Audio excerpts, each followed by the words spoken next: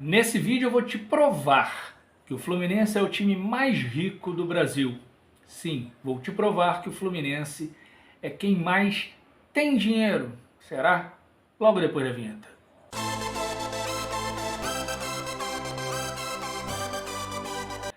Fala galera, saudações tricolores, tudo bem com vocês? É isso mesmo que você leu na thumbnail, é isso mesmo que você leu no título do vídeo. O Fluminense é o time mais rico do Brasil. Porque só um time muito rico ou uma pessoa muito rica é tão excêntrica na hora de comprar alguma coisa.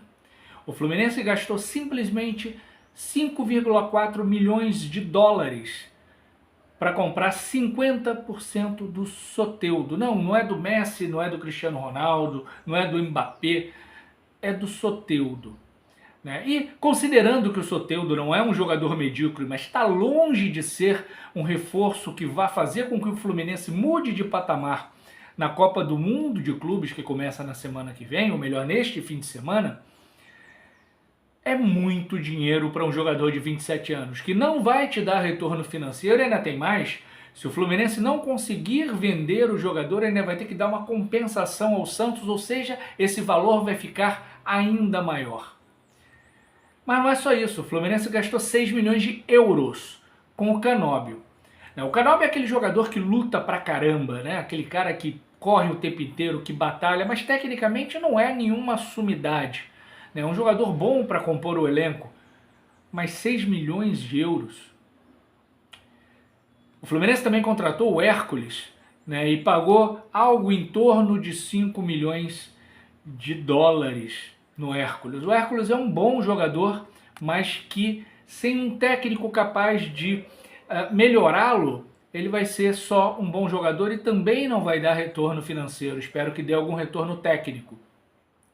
E são mais 5 milhões de dólares gastos com o Hércules. Mas não para por aí, o Fluminense também gastou 5 milhões de dólares com o Lescano, o paraguaio Rubem Lescano, um bom jogador que não está sendo aproveitado pelo técnico Renato Gaúcho. Esse, de 21 anos, que poderia dar um retorno financeiro no futuro, se não joga, não vai ter retorno financeiro nenhum.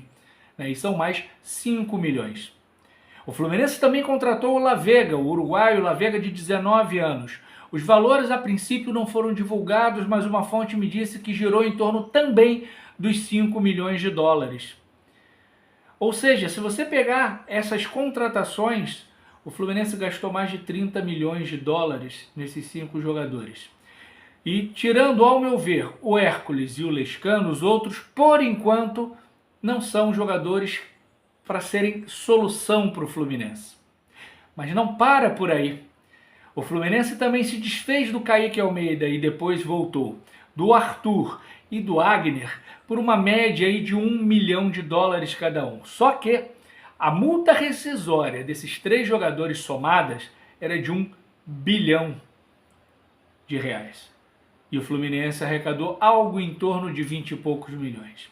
Se perguntar alguma marionete, vai dizer não, mas o Agner, se não for aproveitado no Palmeiras, ele retorna e o Fluminense ganhou o valorzinho lá do empréstimo e tal. O Kaique Almeida retornou, mas retornou e o Fluminense teve que pagar.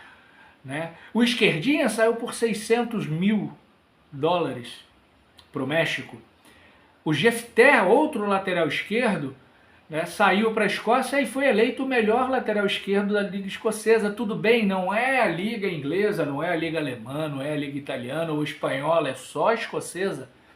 Ainda assim, o melhor lateral esquerdo daquela liga. Então vocês percebem que ao longo do tempo, e sobretudo de 2024 para cá, o Fluminense tem jogado dinheiro pela janela, tem distribuído dinheiro. E começa lá em 2019, o Ourinho, Lucão do Break, Oswaldo de Oliveira, técnico, que não era barato na época.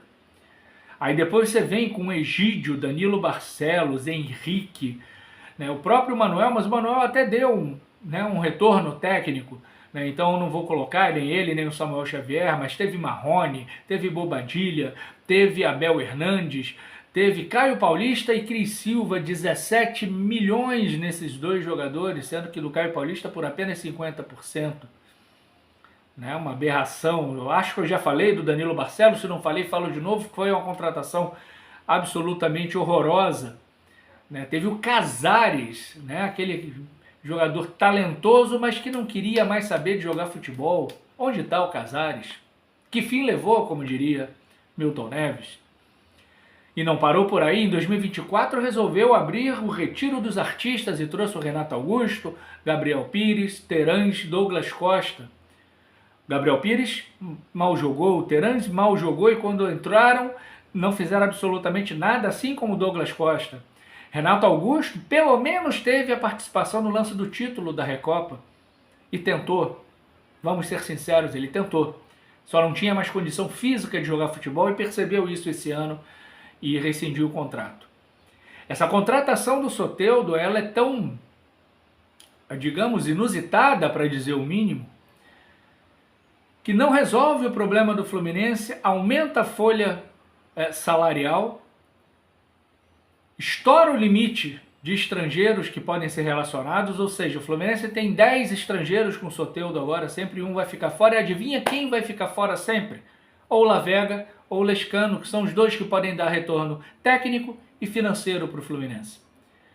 Então, planejamento não existe, mais que isso ainda. Salário de 1,2 milhão, 1.200.000 reais todo mês.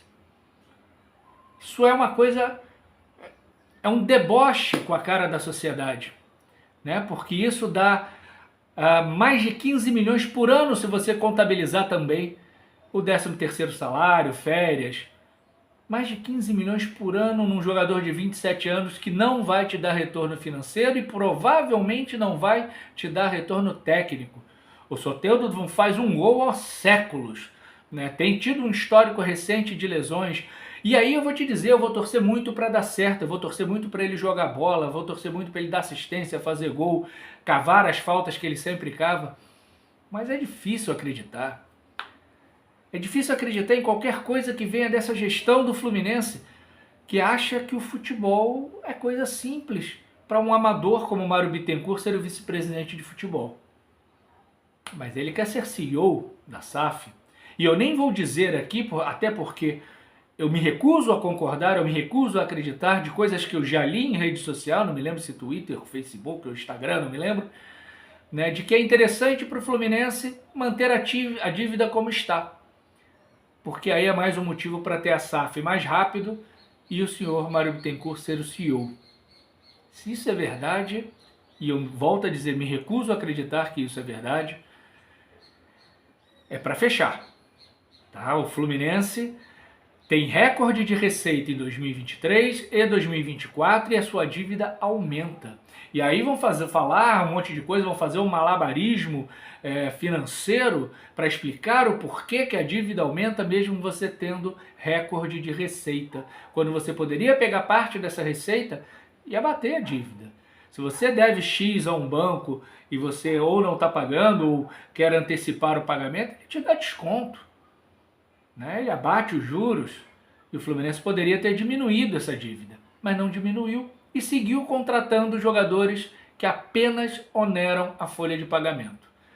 Torço que Soteldo não seja mais um, mas diante de tantas contratações caras, né, e essa para mim absurda, assim como dos 4 veteranos do ano passado, o Fluminense é sim o time mais rico do Brasil, porque joga dinheiro fora porque deve estar sobrando.